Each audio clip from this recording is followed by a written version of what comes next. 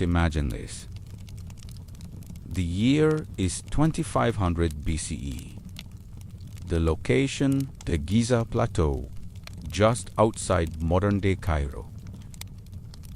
The sun beats down with an intensity most of us have never felt, turning the sand into a shimmering, white-hot sea. And in the middle of this vast, arid landscape, a project of unimaginable scale is underway.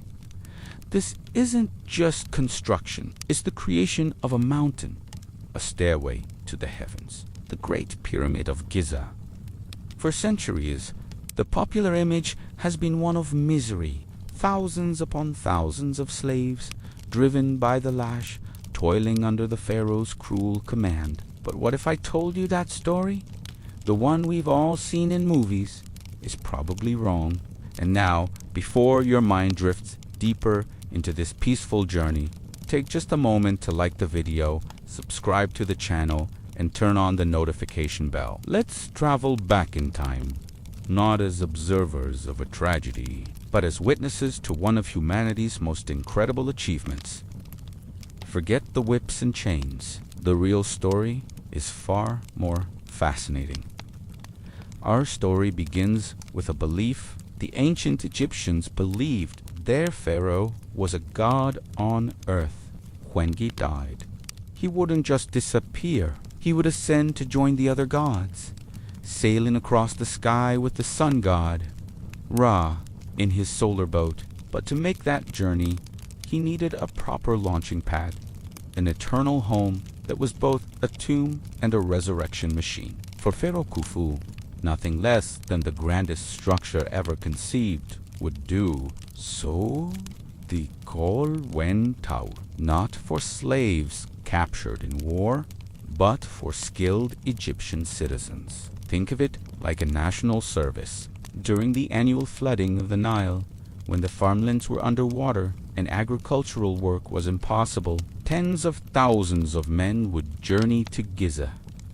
They came from villages up and down the river, not in chains, but as part of a massive, organized workforce. What was their life like? Recent archaeological discoveries have painted a vivid picture. Forget meager rations of bread and water. Excavations of the workers' village have revealed a bustling city. Bakeries were producing thousands of loaves of bread every day.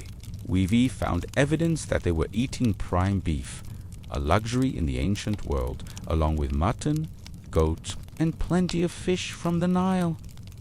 They had doctors to set broken bones, and they were buried with honor in their own nearby cemeteries.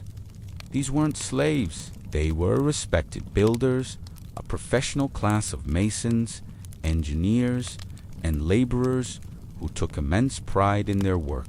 Now, let's talk about the real stars of the show, the stones. The Great Pyramid is made of roughly 2.3 million stone blocks, each weighing an average of 2.5 tons. That's the weight of 2 modern cars. The core of the pyramid was built with limestone quarried right there on the Giza Plateau. You can still see the scoop marks where these massive chunks were cut from the earth. But how did they cut them? They didn't have steel or dynamite. The ancient Egyptians were masters of their environment. They would find a natural fissure in the rock or carve a line of small holes. Then they'd drive wooden wedges into the holes and soak them with water. As the wood swelled, it would exert incredible pressure, cracking the stone along the desired line. Simple, ingenious, and incredibly effective. Getting the stones from the quarry to the pyramid was another challenge. The idea of thousands of men just pulling with ropes on sand is not very efficient. It's more likely they built causeways or ramps, which they lubricated with water or wet clay to reduce friction. Imagine teams of men chanting in unison, working together with a rhythm and purpose, sliding to see massive blocks towards the ever-growing monument.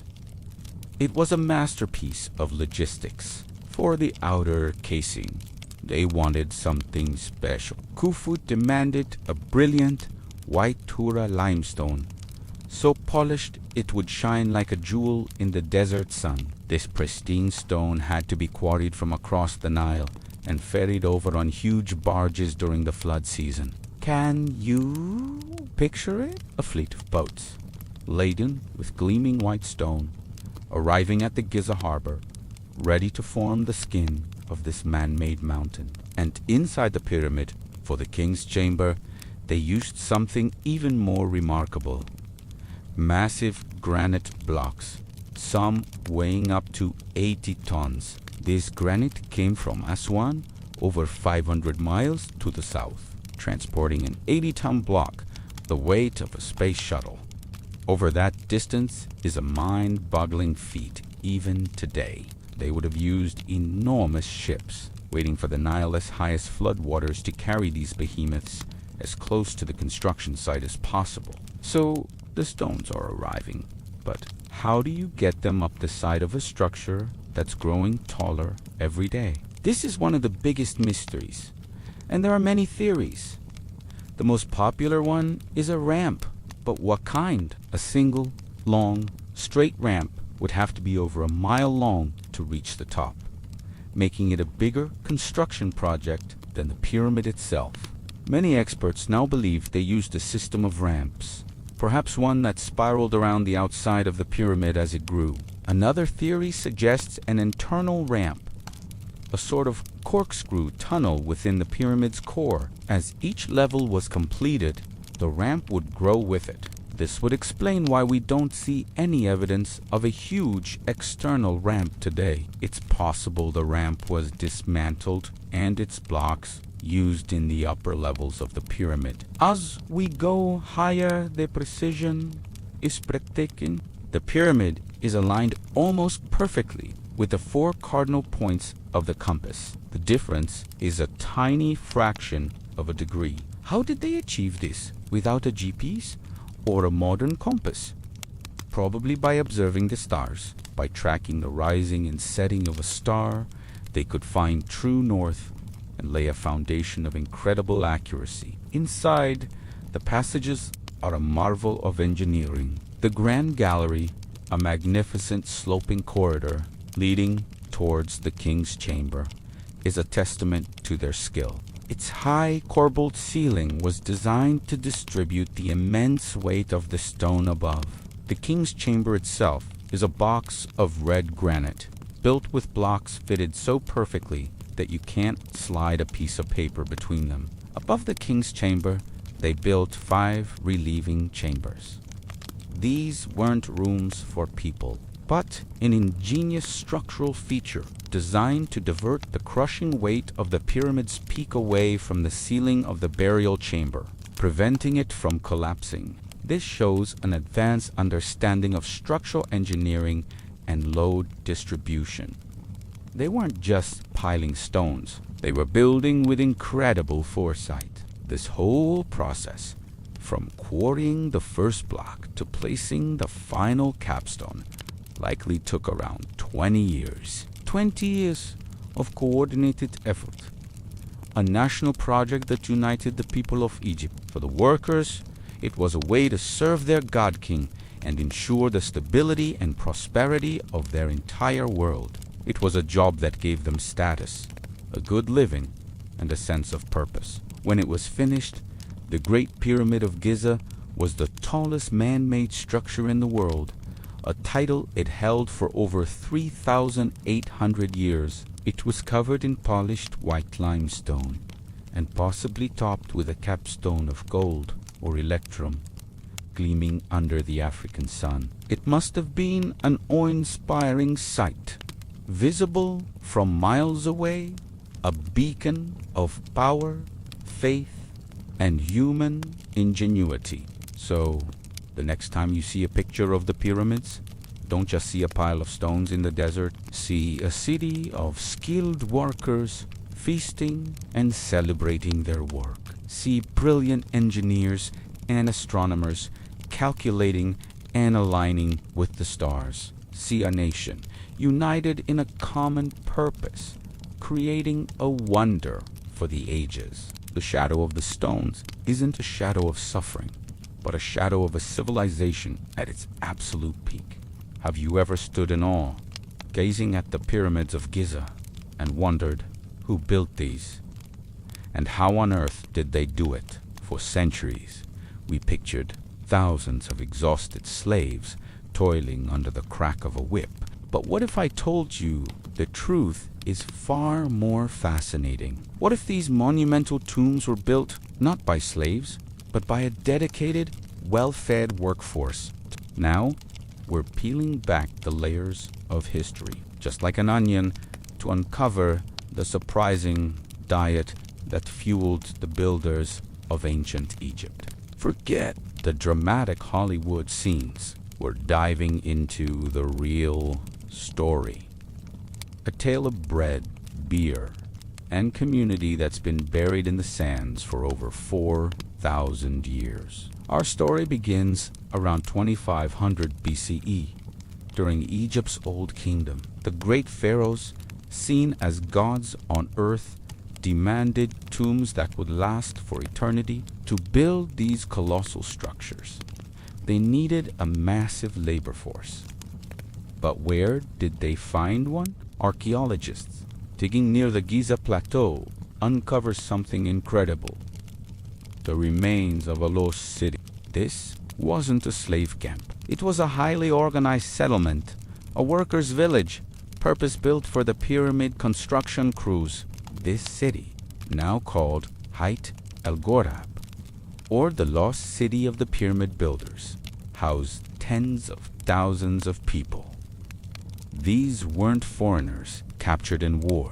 They were Egyptians. They were skilled laborers, masons, craftsmen, and seasonal agricultural workers who came from all over the Nile Valley during the inundation season, when the river flooded their fields, making farming impossible. They came to work on the Pharaoh's Grand Project, a form of national service, or perhaps a paid opportunity. So, how do you feed an army of workers performing some of the most physically demanding labor in human history? The answer lies in the rations provided by the state. The village had its own bakeries, its own breweries, and massive storage facilities. Hieroglyphs and ancient accounting records, painstakingly deciphered by Egyptologists, give us a detailed grocery list.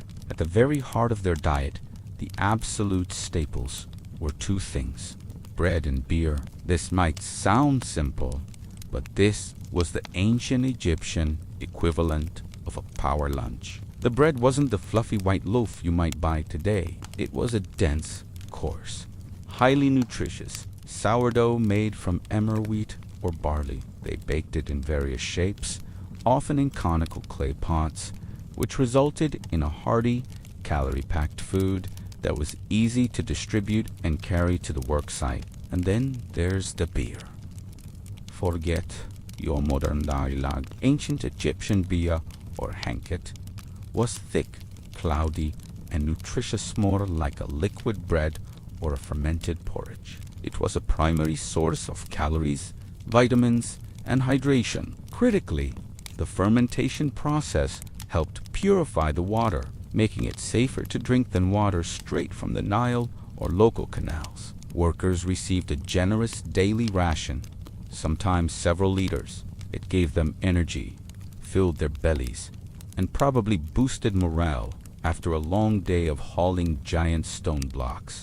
Bread and beer weren't just food and drink. They were a form of payment, a symbol of life, and sustenance provided by the pharaoh's administration. But man cannot live on bread and beer alone, even in ancient Egypt. Supplementing these core staples was another humble hero of the ancient world: the onion. Along with garlic and leeks, onions were a vital part of the workers' diet. The Greek historian Herodotus, writing 2,000 years after the pyramids were built, even mentioned inscriptions on the pyramids themselves that supposedly detailed the vast quantities of radishes, onions, and garlic consumed by the workforce. While that specific claim is debated, archaeological evidence from the workers' village confirms that these alliums were a big deal. Why?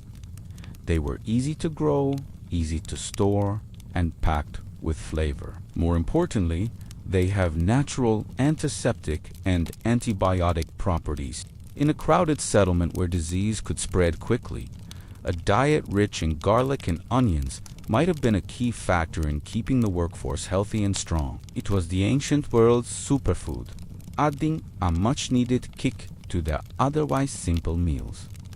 So, we have bread, beer, and onions.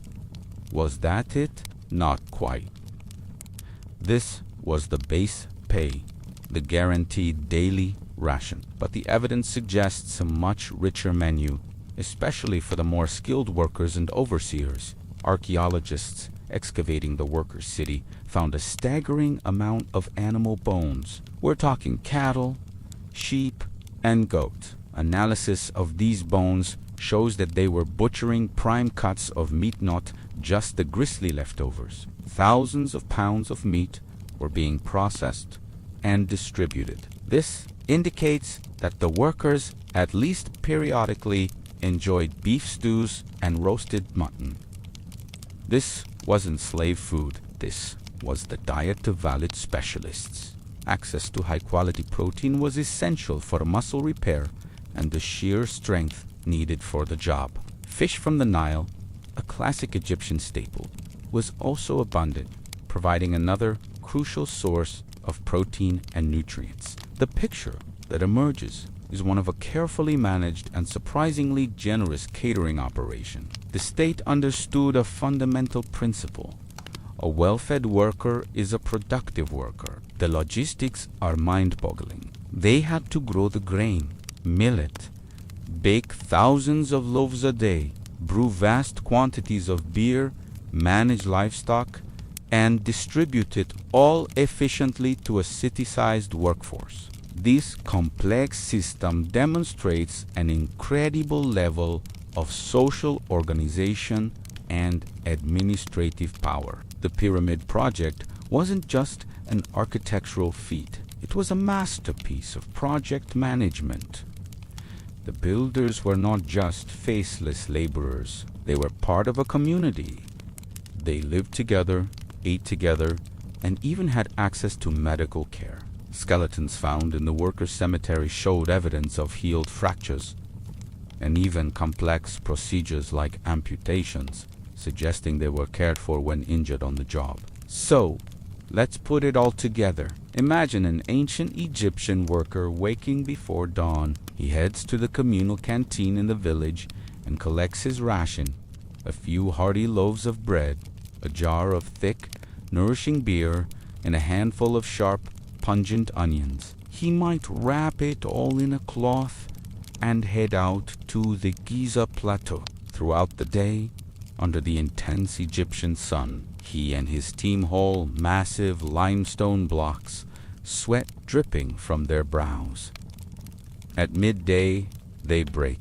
They sit in the shadow of the rising pyramid, tear off chunks of bread, and wash it down with beer. The sharp bite of the onion cuts through the richness of the grain.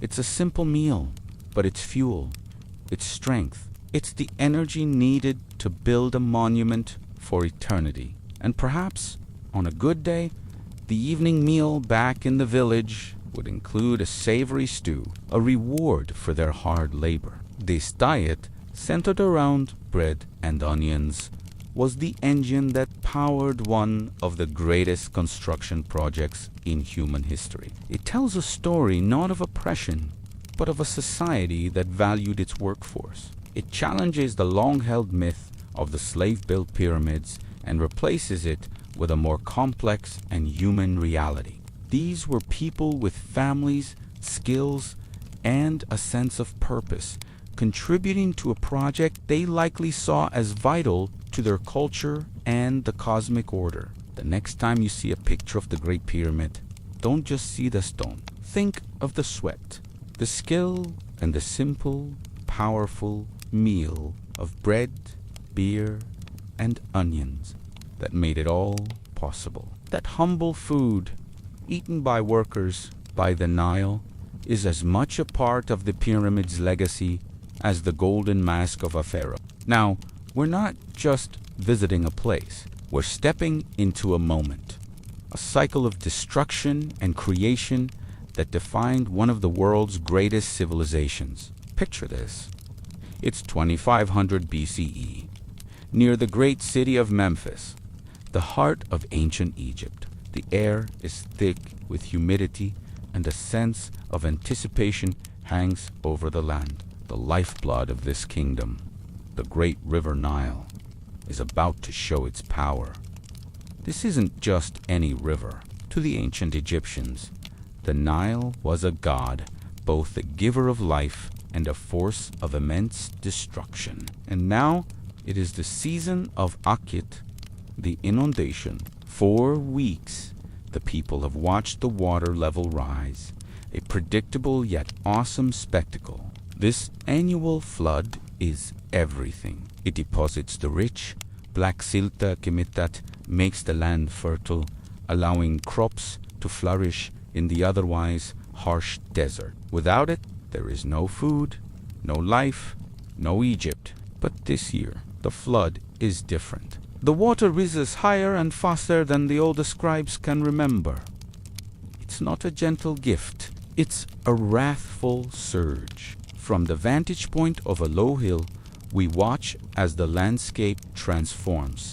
The neat, irrigated fields, the life's work of countless farmers, disappear beneath the murky brown water. The canals, so carefully dug to manage the river's flow, are overwhelmed, becoming one with the torrent. Look there, closer to the riverbank. Those are the workshops of the artisans, potter's wheels, kilns for firing ceramics. The tools of sculptors and bead makers all are being swallowed by the rising tide. The mud brick walls of their workshops, baked hard by the sun, begin to dissolve, crumbling back into the earth from which they came. The vibrant pigments, the half-finished statues destined for a noble's tomb, are swept away, lost to the chaos. The cries of the people are not of surprise, but of respect and a little bit of fear. They understand this power. They know the gods are at work. As the water creeps towards the settlement itself, families scramble to move their livestock and belongings to higher ground. This isn't panic. It's an ancient, practiced dance of survival. They've built their homes and cities with the flood in mind, but a wrathful Nile tests even the best laid plans. The very foundations of their world are being washed away, and for a moment, it feels like the primeval ocean, new from their creation myths, has returned to reclaim the land. The order they have so carefully constructed is being challenged by the raw, untamable power of nature. The peak of the flood lasts 4 weeks. The world becomes an expanse of water, with towns and temples appearing as islands in a vast sea. Travel is by boat only. The farmers, unable to work their fields, are conscripted for other tasks quarrying stone, or perhaps working on a distant pyramid, a monument designed to defy time itself. This is the rhythm of their existence, a period of agricultural death but civic duty. They are not idle. They are redirecting their energy, building for eternity while the land beneath them is reborn. Then, as gradually as it began, the retreat starts. The waters begin to recede. It's a slow, messy process. The land that emerges is unrecognizable. It's a blank slate of thick, dark mud. The workshops are gone. The fields are erased. The world, as they knew it just a few months ago, has been wiped clean. But this is not a moment of despair. It is a moment of renewal. This is where the true Egyptian spirit shines. Look at the men gathering by the newly defined riverbank. They are not mourning what was lost.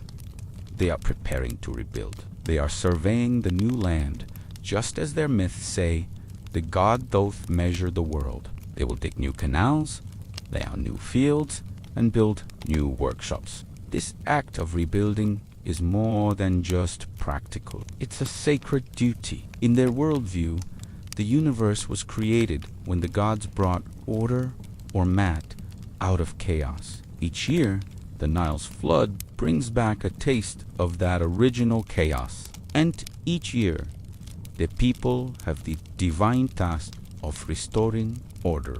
By rebuilding their world, they are reenacting the creation of the universe. They are partners with the gods, shaping the world from the primordial mud. Just as the creator god Adam rose from the waters of Nu on the first mound of creation, the mud, the very symbol of the destruction, is also the key to their future. It is the most fertile soil on earth. They will mix it with straw to create new bricks for their homes.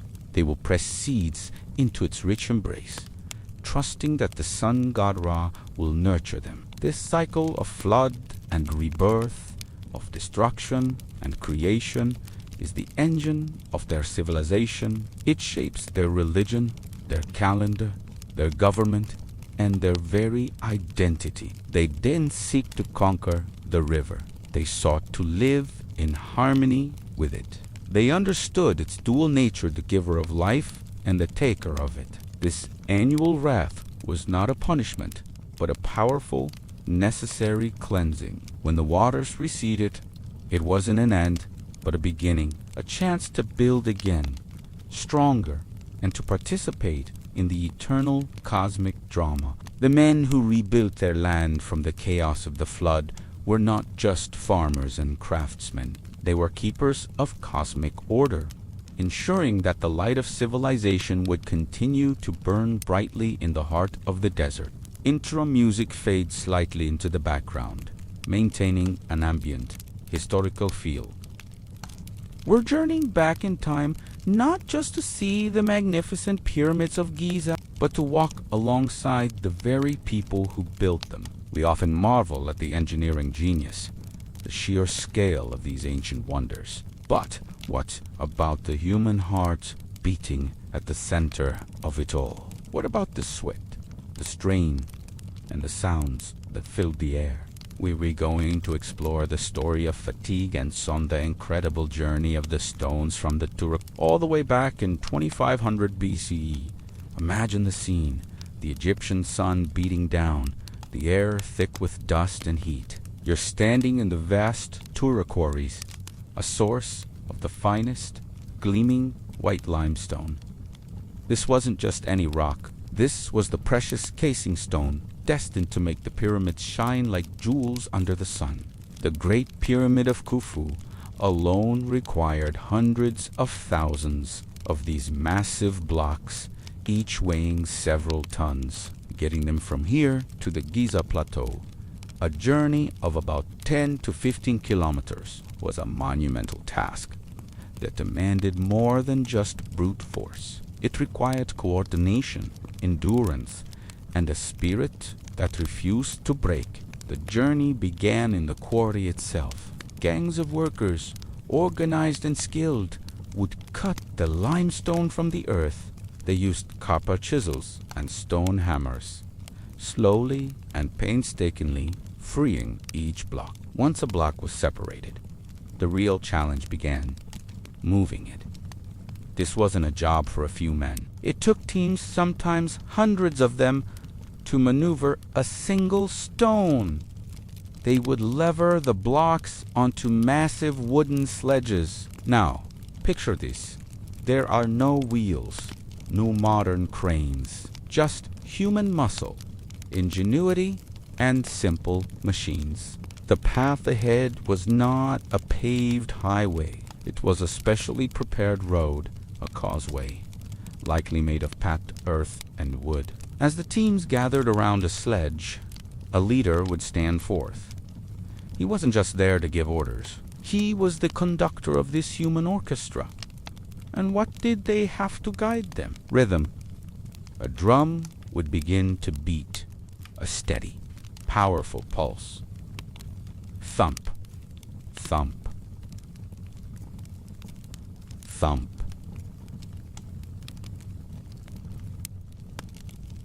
Thump.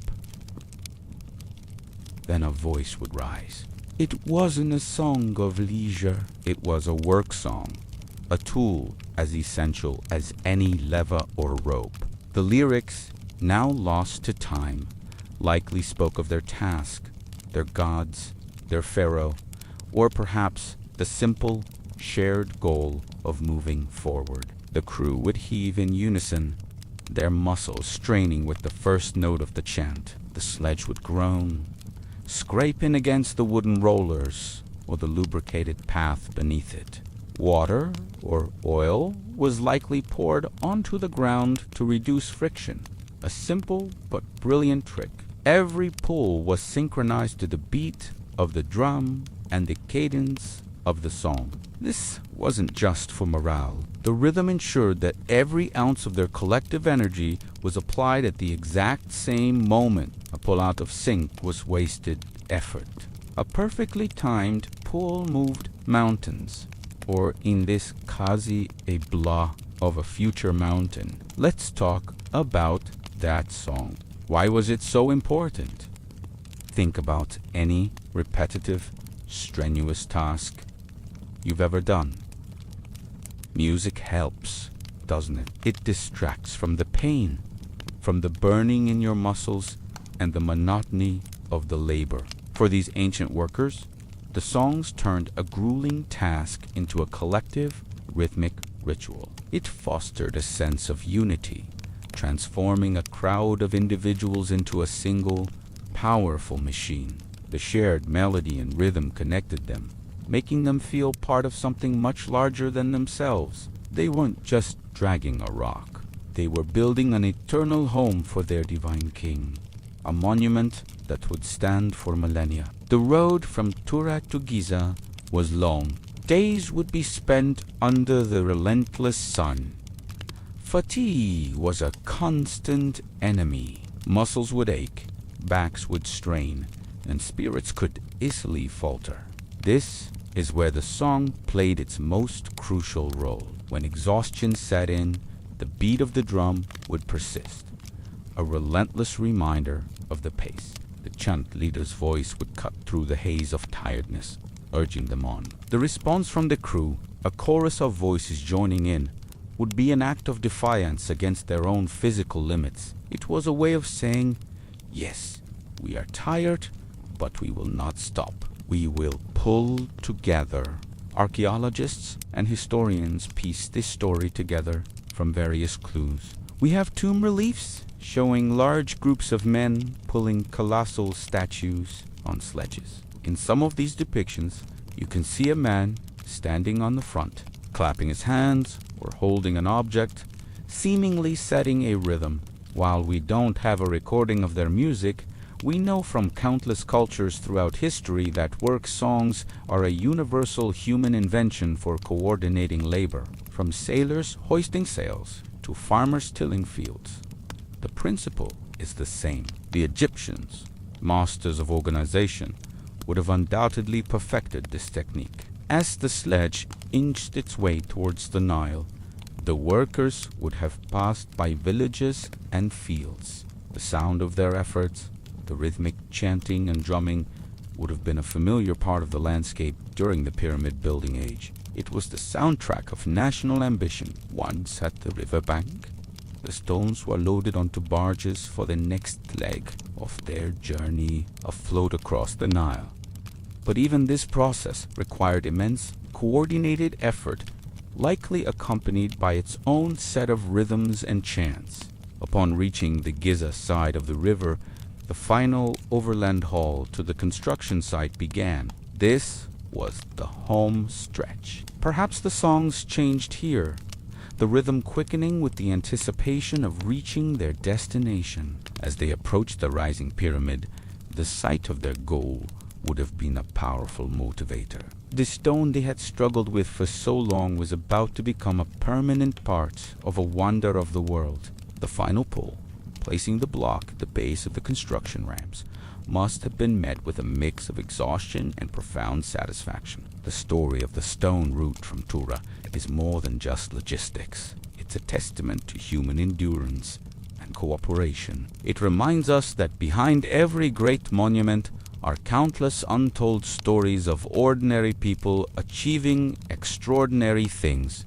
The drums and the songs that echoed along that dusty road were the invisible tools that held it all together. They were the sound of a civilization building its legacy, one beat, one chant, and one heavy stone at a time. It was the rhythm of sheer will, turning fatigue into triumph and building eternity out of limestone and song. Imagine this. The year is 2500 BCE. The sun beats down mercilessly on the Giza Plateau. Thousands of men, their bodies glistening with sweat and caked in limestone dust, are engaged in the most ambitious construction project the world has ever known.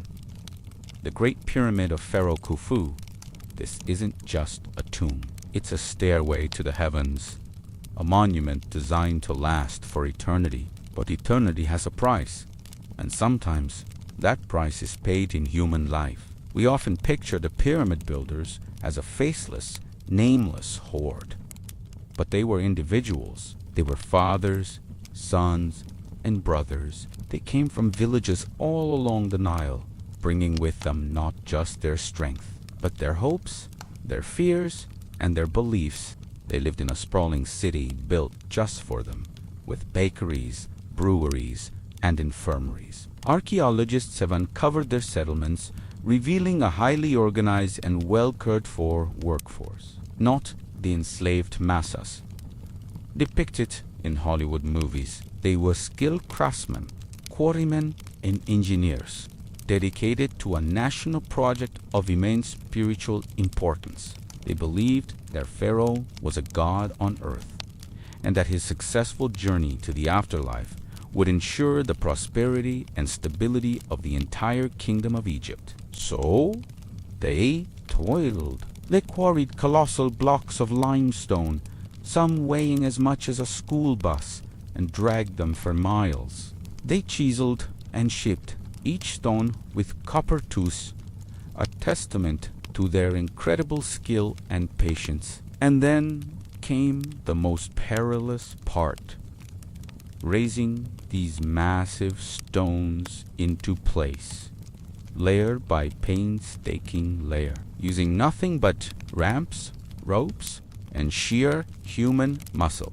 In an operation of this scale, with tens of thousands of men and millions of tons of stone, accidents were an unavoidable, tragic reality. Let's focus on one such moment.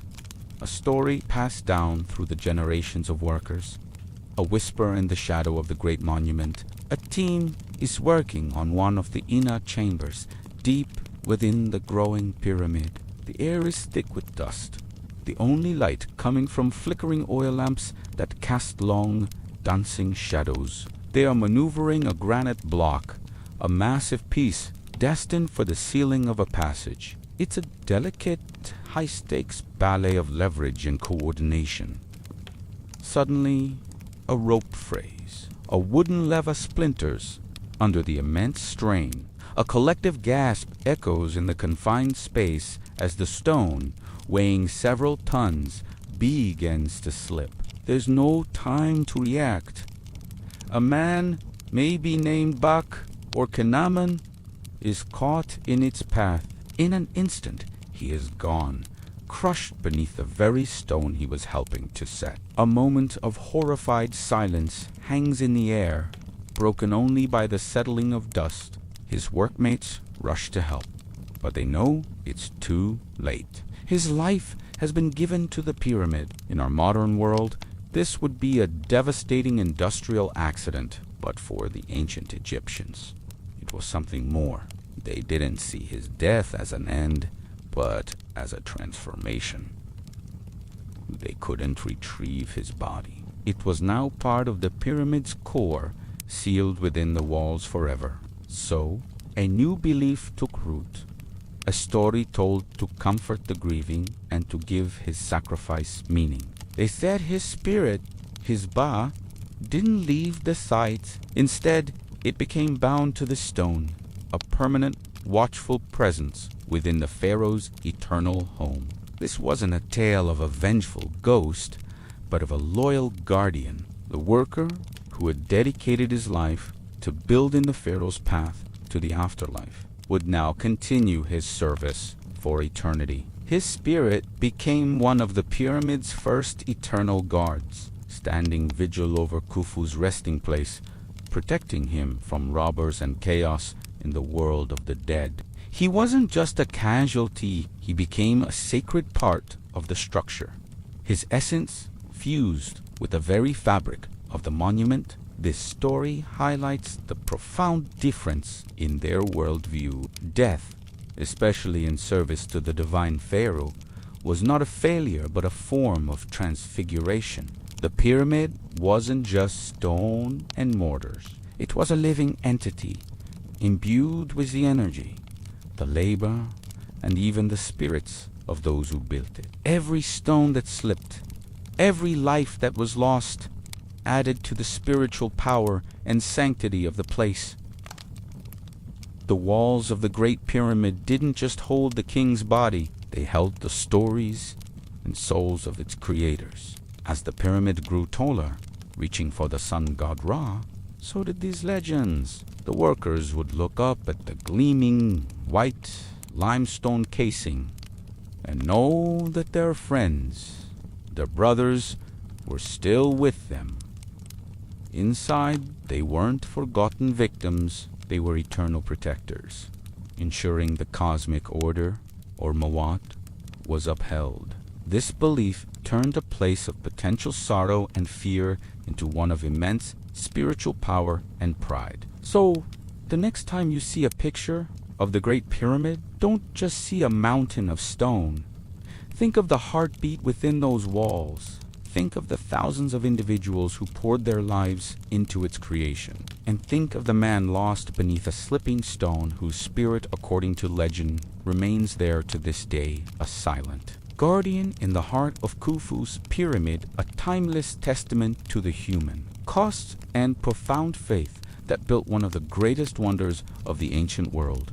We're journeying back 4,500 years to the land of the pharaohs. Forget the glittering gold of Tutankhamun's tomb for a moment. We're heading to the heart of a monumental construction project, the Giza Plateau. Around 2500 BCE here, amidst the dust and din of pyramid building, an entirely different kind of marvel was taking place, the birth of organized medicine. We're going to explore the world of the physicians of the pharaoh, the unsung heroes who cared for the very workers building eternity. Imagine the scene. Tens of thousands of skilled laborers, quarrymen, and artisans, all working under the relentless Egyptian sun. This wasn't a slave army, as Hollywood would have you believe. These were respected workers, building a monument for their divine king. And just like any modern construction site, accidents were inevitable. A slipped block, a falling tool, a deep cut from a copper chisel. Who cared for these men who patched them up and sent them back to work? This is where our story begins, in a place we might call the world's first industrial clinic, the workers' infirmary at Giza.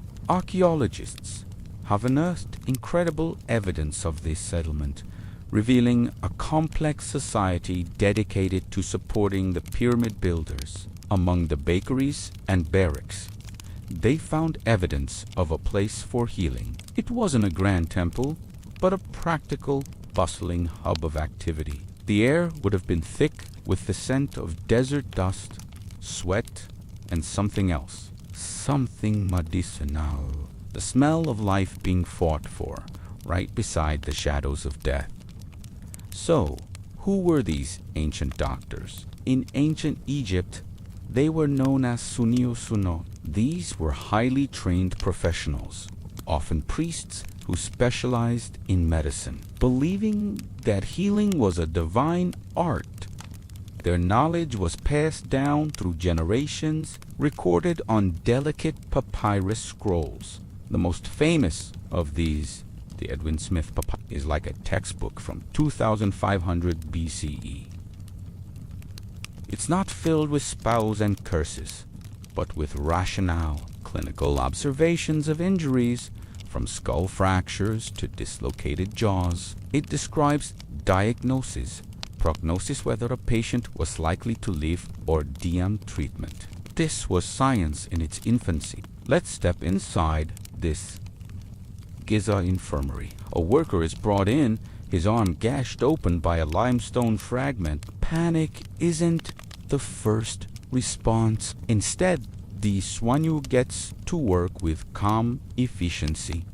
First, cleanliness. They understood the importance of washing a wound, likely using water and perhaps a mild antiseptic. Then comes the treatment. What was in their medical kit? No complex chemicals, but powerful remedies from nature's own pharmacy. Honey was their miracle drug. We now know honey has natural antibacterial properties, but the Egyptians knew it worked. They would apply it generously to the wound. It would not only fight infection, but also create a protective barrier against the dust and flies. It's a practice so effective. Medical-grade honey is still used in wound care today. Imagine that, 4,500-year-old treatment that stands the test of time. Next, they might apply a dressing. This wasn't just a random piece of cloth. They used fresh linen, the same material used to wrap mummies, which was clean and absorbent. To help seal the wound and further aid healing, they'd use a mixture of oil and resin. The oil would keep the dressing from sticking to the wound, while tree resins, like myrrh or frankincense, also have antiseptic and anti-inflammatory properties. This soigneur would carefully bind the arm, immobilizing it if necessary. But what about pain? While they didn't have modern anesthetics, they weren't without options. They used plants like the water lily and lotus, which have mild sedative properties. They may have also used mandrake or even poppy, the source of opium, in controlled amounts to manage severe pain. And let's not forget the power of incantations. While we see it as magic, for the Egyptians, it was part of the healing process. A prayer to Sekhmet, the lion-headed goddess of healing, was as crucial as the physical dressing. It was a holistic approach, treating both the body and the spirit. This combination of practical medicine and spiritual belief gave the patient confidence and hope, a powerful placebo effect that we only now beginning to fully appreciate in modern medicine. The evidence for this is etched in bone. Skeletons of workers found at Giza show remarkable signs of healing. We see skulls with trepanation holes drilled to relieve pressure that have healed over, meaning the patient survived the surgery. We find bones that were broken and then set, healing cleanly. Some skeletons even show evidence of amputations where the patient lived for many years afterward. This is the silent testimony of the soigneur's skill. They weren't just treating minor cuts. They were performing complex procedures with a surprising success rate. This level of care tells us something profound about ancient Egyptian society. These workers were valuable. The state invested in their health because a healthy workforce was essential to completing the pyramid. Keeping these skilled men alive and able to work was a national priority. The infirmary at Giza wasn't just an act of compassion. It was a strategic investment. It demonstrates a level of social organization and appreciation for human life that shatters the old myths of whip-wielding overseers. So, the next time you see a picture of the Great Pyramids, don't just see the massive stones. See the city that supported their construction. Hear the clamor of the quarry, the shouts of the foreman, and in a quiet corner of the workers' village, picture the soigneur, the physician of the pharaoh. See him leaning over a patient, his hands sticky with honey and resin, working under the desert sun. In that hot air, the scent of medicine mixed with sweat was more than just a smell. It was the fragrance of resilience, of knowledge, and of life itself, blooming in the very shadow of the tombs being built for the dead. It's a powerful reminder that for as long as we have built monuments to the afterlife, we have also fought with all our might to preserve life in the here and now. We're journeying back in time, not to the gilded halls of pharaohs or the mysterious chambers of pyramids, but to the dusty, sun-scorched work sites of ancient Egypt. We're going back to around 2499 BCE, to a story that is rarely told but revealed so much about the real people who built one of the world's greatest civilizations. This is the story of the uprising in the third month, a tale of bread, stone, and the surprising power of ordinary workers. Forget the Hollywood image of slaves being whipped into submission. The reality of pyramid construction was far more complex. The massive labor force was largely composed of skilled craftsmen and seasonal workers. Farmers who contributed their labor during the Nile's inundation season when their fields were flooded. These weren't slaves. They were paid laborers, and their payment was the lifeblood of the ancient world. Food, specifically, bread and beer.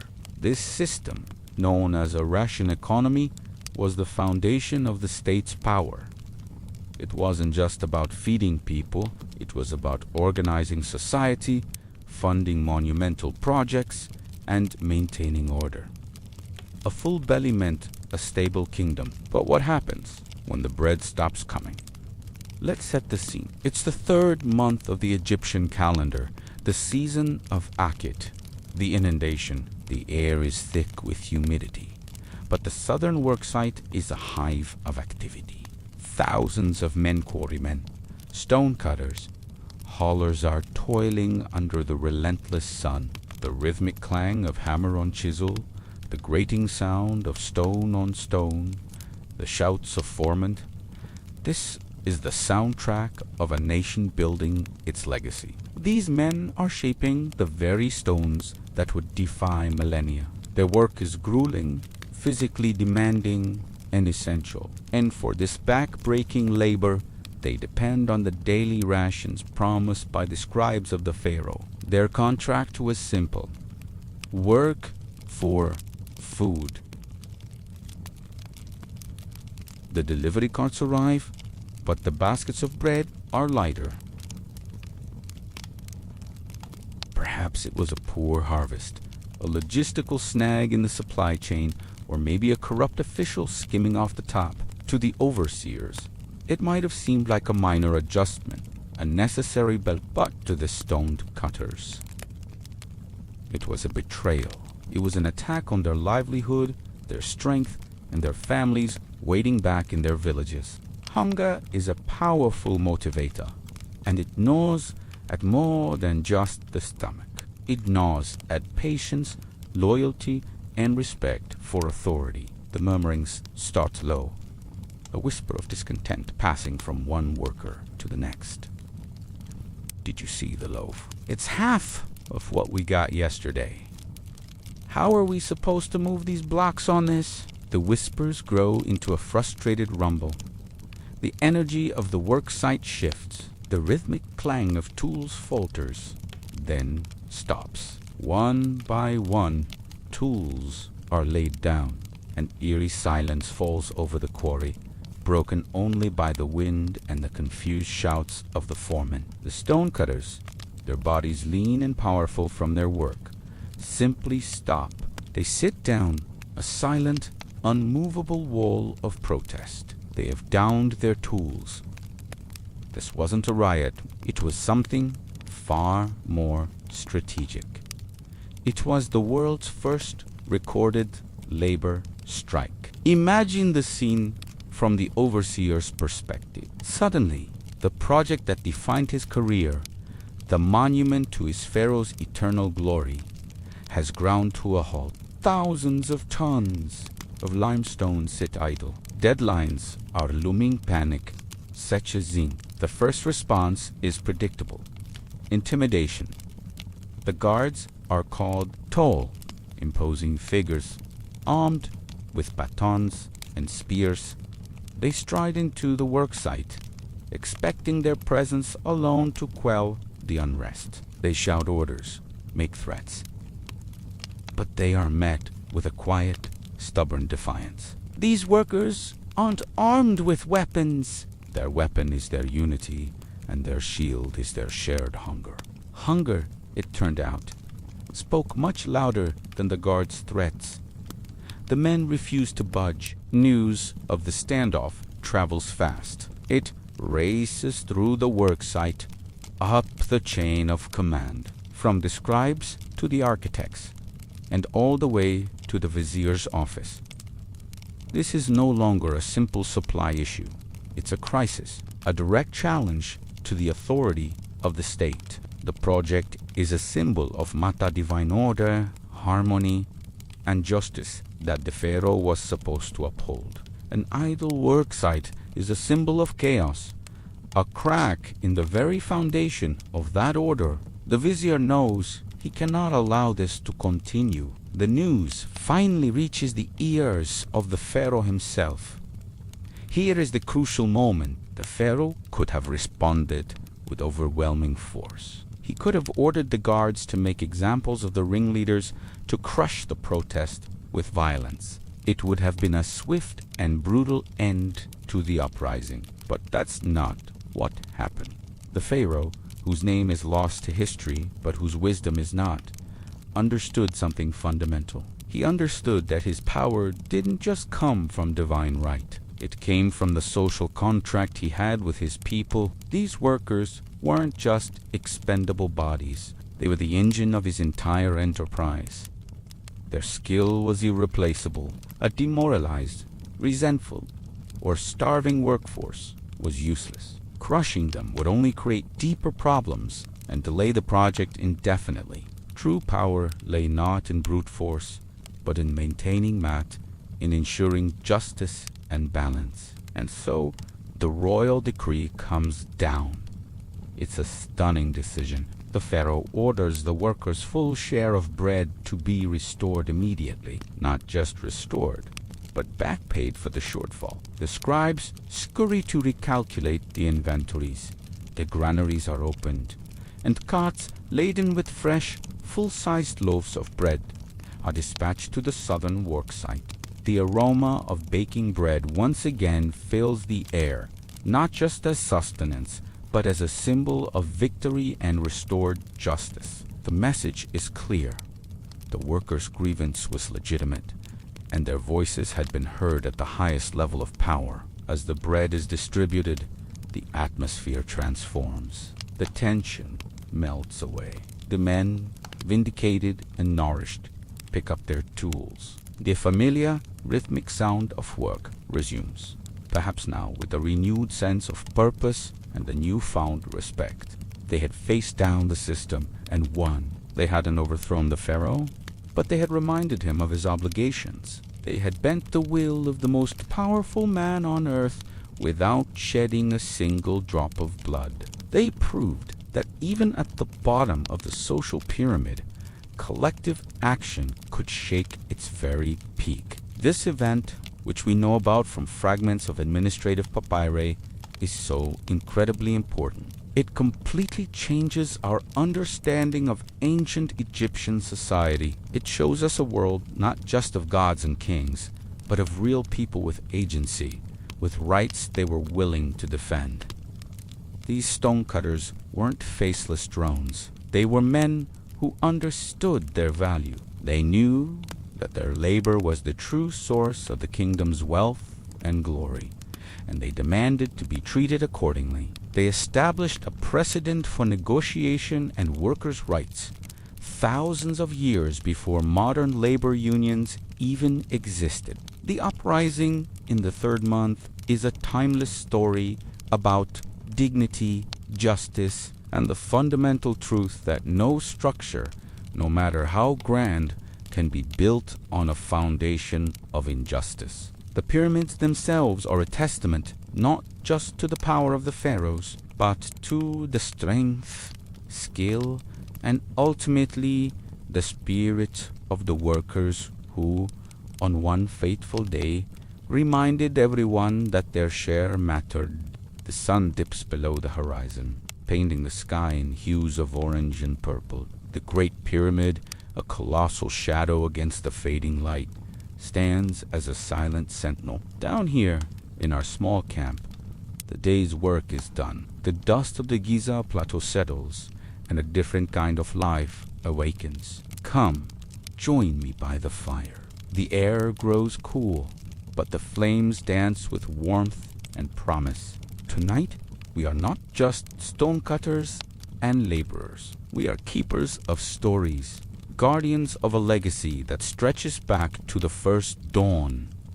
Look around, see the weary faces, now illuminated by the crackling fire. In each pair of eyes, you'll see the reflection of the same stars that watched our ancestors. And in our hearts, the same hopes burn. Here, under the watchful gaze of the Sphinx, we share more than just bread and beer. We share tales that bind us together, tales of the gods who shaped our world. Listen closely. Old Kinoman is clearing his throat. He's the best storyteller among us. He says the words of the gods are like the waters of the Nile. They nourish the soul and make our spirits grow strong. He begins with the story of Ra, the great sun god. Every morning, Ra sails his golden barge across the sky, bringing light and life to the world. He battles the serpent of chaos, Epep, every single night in the underworld, the dua to ensure that the sun will rise again. Think about it. Every sunrise is a victory. It's a promise from Ra himself that order will always triumph over chaos, that light will banish the darkness. When we see that first ray of light touch the peak of the Great Pyramid, we know Ra has won his battle. It fills our hearts with strength for the day ahead. We are part of that cosmic battle. You see, the stones we haul, the precision of our work, it's all in service of Mat, the divine order that Ra protects. We are helping to create a monument that reflects that very perfection. But the night belongs to other gods. Now, a younger voice, that of IP, speaks of Osiris. Ah, Osiris, the benevolent king who taught us agriculture and law. He was tricked and overcome by his jealous brother, Set, the god of deserts and storms. Set sealed Osiris in a chest and cast him into the Nile. A story of betrayal, of darkness seeming to win. We've all felt the sting of jealousy or the pain of loss, haven't we? It's a story that feels close to home, but the tale doesn't end there. Isis, the devoted wife of Osiris, the mother goddess full of magic and love, refused to let darkness prevail. Her search for her beloved husband is a story we tell our children, a lesson in loyalty and perseverance. She traveled the length of Egypt, her tears of sorrow swelling the banks of the Nile. She found him, and with her powerful magic and the help of Anubis, the jackal-headed god of embalming, she brought Osiris back. But he did not return to the world of the living. Instead, he became the ruler of the underworld, the Duat. He is the just judge who weighs the hearts of the dead against the feather of Mat. This is a powerful idea, isn't it? That even in death, there is a kingdom. There is a continuation. Osiris's story gives us comfort. It tells us that this life, this toil under the hot sun, is not the end. It is merely a chapter. This is what we work for. The pyramid is not just a tomb for our pharaoh, our living Horus. It is a gateway, a stairway to heaven. It's a machine for resurrection, designed to help the pharaoh's soul ascend to the stars and join the gods, becoming an Osiris himself. And by building it, by pouring our sweat and spirit into these stones, we are participating in that journey. We are weaving our own lives into this grand tapestry of eternity. Someone throws another log onto the fire. Sparks fly up like a flurry of souls ascending to the night sky. For a moment, they glow brightly, more brilliant than the stars before vanishing. Are our lives like that? A brief, bright flicker, perhaps.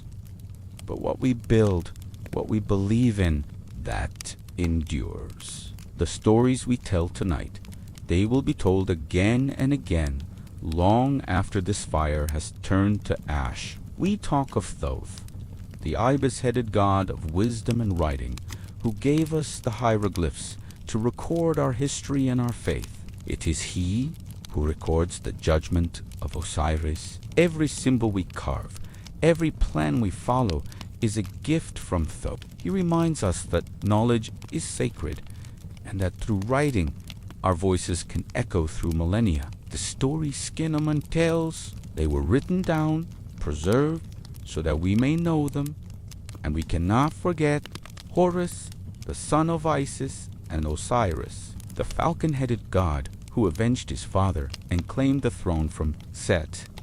His battle represents the eternal struggle between right and wrong, the rightful heir restoring order. Our pharaoh is the living embodiment of Horus. He maintains Mad on earth, just as Horus did. When we serve our pharaoh, we serve the divine order of the cosmos. These aren't just fables to pass the time. They are the framework of our existence. They explain the sunrise, the flooding of the Nile, the very purpose of our lives, and the mystery of our deaths. They give us a sense of our place in a universe that is both immense and intimately connected. The gods are not distant beings. They walk among us in the heat of the sun, the cool of the river, and the love within our families. Look at the pyramid again. In the moonlight, it almost seems to glow from within. It is a symbol of our collective hope. We may not have grand tombs of our own, but our contribution is immortalized in that stone. Our hands have touched eternity. Generations from now, people will look upon this structure and wonder about us. They will wonder who we were, what we believed in, and maybe, just maybe, they'll feel the echo of this night. They'll feel the warmth of this fire, and they'll hear the faint whispers of our stories carried on the desert wind. They'll know that we dreamed of a life beyond the horizon, a journey among the stars. The fire is dying down now. The stories have been told. A quiet peace settles over the camp. Tomorrow, we will rise with Ra and continue our work. Our bodies tired, but our spirits are light with the promise of forever. We are not just building a tomb. We are building a legacy. We are building immortality itself. We're traveling far back in time, not to the grand courts of pharaohs or the gilded tombs of queens, but to the dust and noise of the central workshop in Egypt. Around the year 2500 BCE, this is the story of an unlikely friendship and a voice that echoed through millennia. Imagine the scene. The relentless Egyptian sun beating down, the air thick with the fine white dust of limestone, the rhythmic clink, clink, clink of chisels against stone is the heartbeat of this place. Here, hundreds of men, their bodies lean and muscular from years of labor, are shaping the very monuments that will define their civilization. They are the stonecutters, the sculptors, the artisans, the silent hands, building an empire. Their names, their stories, their struggles all lost to the sands of time, or so we thought. Among the hustle and bustle of the workshop, a different figure stands out. He is young, perhaps no older than 20. His hands are soft, unstained by rock dust, his linen kilt immaculately white. He is Ameni, a noble's son, a scribe in training. His world is one of papyrus scrolls, intricate hieroglyphs, and the quiet halls of learning. By all accounts, he has no business being here amidst the sweat and toil of common laborers. Scribes were the elite, the intellectuals. They recorded the deeds of kings, the inventories of temples, and the decrees of the state. They did not mingle with the working class, but Omeni was different. He wasn't just there to tally blocks of stone or record rations. He was drawn to the men themselves. He watched them with a curiosity that went beyond his duties. He saw the focus in their eyes as they carved a perfect line, the camaraderie as they shared a waterskin in the shade, the weariness in their shoulders at the end of a long day. He saw not just workers, but people, breaking every social convention of his time. Ameni began to talk to them. At first, the stonecutters were wary. What could a privileged young scribe want with them? But Ameni's interest was genuine. He learned their names. Men like Bak, with hands as large as mallets, but a touch gentle enough to carve the delicate feather of a goddess S-wing. He heard about Nakt, who worried about his young son's fever. He listened to them joke, complain about their foreman, and share stories of their villages. As they chipped away at stone, Ameni sat nearby, his reed pen flying across a roll of papyrus. But it wasn't just writing inventory lists. He was writing their stories. He described the searing heat, the danger of a slipping block of granite, the small joys of a good meal after a hard day's work. He wrote of their pride in their craft, the way they spoke of the stone as if it were a living thing. He documented their hopes, their fears, and their simple, everyday lives. He gave words to their silent world. To his fellow scribes, Ameni's project was baffling, even foolish. Why waste precious papyrus on the lives of laborers? They would ask, who will ever read this? History is made by pharaohs, not stonecutters. But Ameni persisted. His friendship with the workers deepened. They began to see him not as a noble outsider, but as their chronicler, their voice.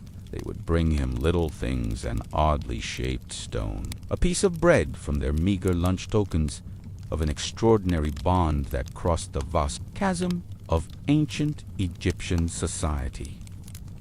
Years passed. The great pyramids and temples rose from the desert, testaments to the skill of the men Ameni had come to know.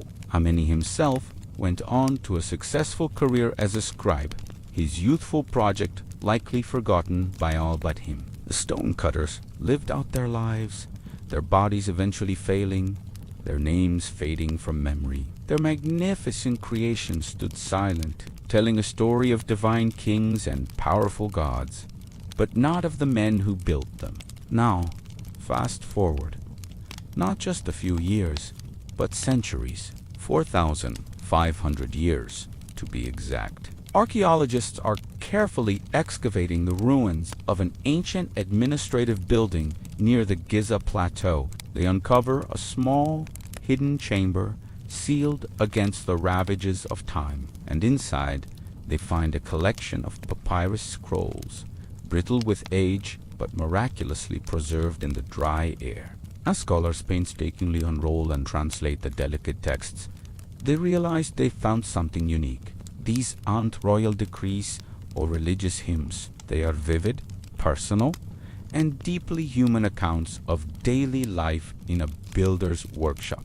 They describe the grit, the sweat, the laughter, and the sorrow of the men who built the pyramids. It was Ameni's his tribute to his friends. For centuries, the only story we had of these incredible monuments was the official one, the story of the pharaohs who commissioned them. The thousands of workers who poured their lives into these stones were anonymous. a faceless workforce, but because one young scribe chose to see them, to listen to them, and to value their lives enough to write them down. Their voices were not lost forever. Through Ameni's words, we can almost hear Nacht worrying about his son. We can feel the pride Baktuk in his work. These men are no longer just the builders of the pyramids. They are individuals. Ameni's scroll became the single, lonely voice for tens of thousands of silent hands. It is an incredible reminder of the power of empathy and the profound importance of recording the lives of ordinary people. History isn't just about the names we all know. It's about the countless forgotten lives that form its foundation. Ameni, the scribe, built his own kind of monument, not of stone, but of words, ensuring that the men who worked the stone would never be truly silent. What a powerful story, isn't it? It just goes to show that every life has a story worth telling. Have you ever stood before the Great Pyramid of Giza and felt a sense of awe that almost stops your heart? It's a feeling that transcends time, a connection to a civilization so ancient, so brilliant, that it feels like myth. We see this colossal monument, a perfect mountain of stone against the Egyptian sky, and we wonder, how? But just as importantly, we should ask, who?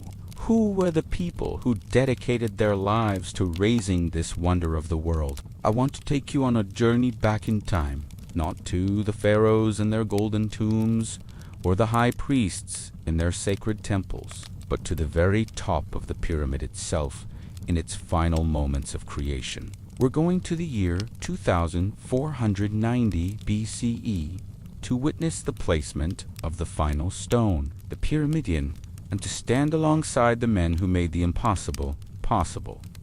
Imagine the scene. For over 20 years, this place has been a hive of activity, a city of workers, engineers, craftsmen, and laborers buzzing with a singular purpose. The air has been thick with the dust of limestone and granite, the rhythmic chanting of men hauling massive blocks, the sharp clang of copper chisels on stone, and the shouts of foremen directing the symphony of construction. The Nile has flowed, seasons have changed, children have been born and grown, all while the pyramid rose, inch by inch, layer by layer, a testament to human will and devotion. Now, all of that is about to come to an end. The pyramid stands at its full, breathtaking height of over 480 feet. Its sides, not the rough, stepped stones we see today, but cased in smooth, polished white Tura limestone, gleaming so brightly under the desert sun that it could be seen for miles, like a star fallen to earth. And at the very summit, a small, square platform awaits its crown. Let's climb. Forget the modern stairs and railings. We're ascending the way they did, up the massive ramps that spiraled around the structure, or perhaps the internal ramp devised by modern architects. The air gets thinner, cooler. The world below shrinks. The sprawling workers' village, the fertile green ribbon of the Nile, the distant city of Memphis. It all becomes a living map, laid out at your feet.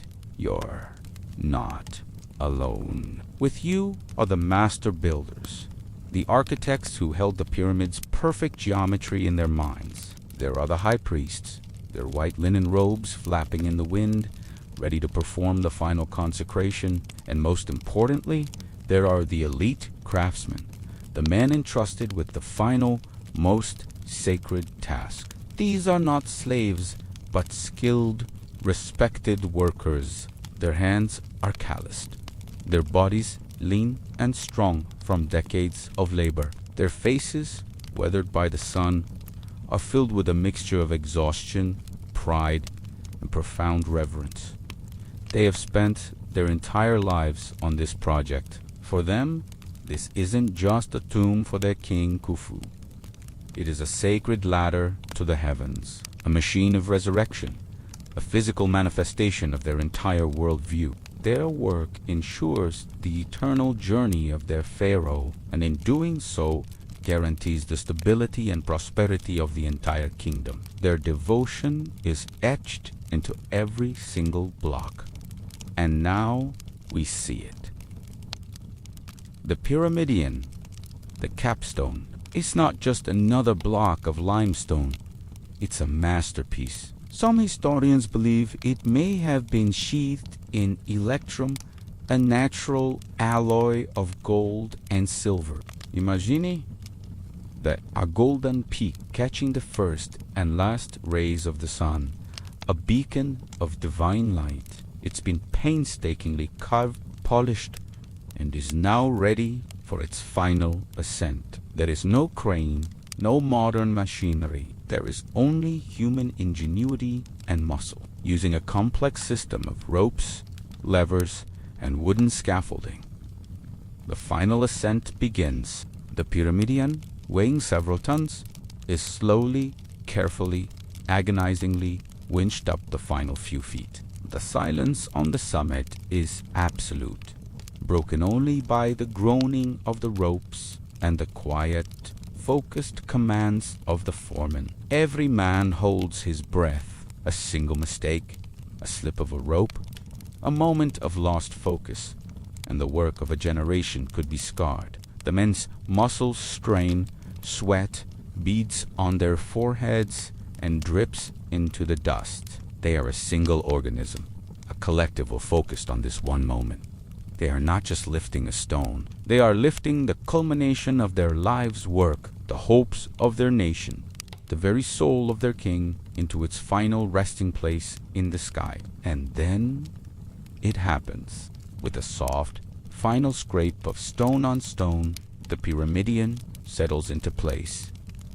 It fits perfectly, a perfect point atop a perfect structure. For a long, breathless moment, no one moves. The only sound is the whisper of the wind at the top of the world.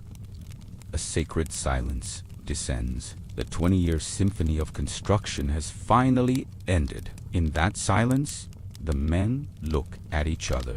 They look at their hands, the tools that have shaped a mountain. They look down at the world they have built from. And then, as one, they fall to their knees. It's not a gesture of submission to a foreman or a king. It is an act of pure, unadulterated reverence. They are kneeling before their own creation, before the God-king it serves, and before the eternity they have just secured. In that moment, they are more than just builders. They have become a part of the stone. Their energy, their sweat, their skill, their spiritites, all been absorbed into the Great Pyramid. They have achieved a form of immortality, their legacy written not in papyrus scrolls, but in 2.5 million blocks of stone. They are eternal. As the priests begin their final chants, their voices carried on the wind across the plateau, a wave of understanding washes over the workers. They came here as young men, full of strength and ambition. They are leaving as masters who have touched the heavens. Their work is done. The pharaoh has his staircase to the stars. The world has its greatest wonder. The next time you see a picture of the Great Pyramid, or if you're lucky enough to stand in its shadow, look past the sheer scale. Try to hear the faint echoes of that sacred silence on the summit. Picture those men kneeling in the sun, their purpose fulfilled. They were not just building a tomb, they were building eternity. And in the process, they became a part of it themselves. Thank you so much for joining me on this journey back in time. If you found this as fascinating as I do, please hit that like button. Subscribe for more stories from history. And let me know in the comments what ancient mystery you'd like us to explore next. Until then, keep wondering. And now, let the fire take you into a world of calm and dreams.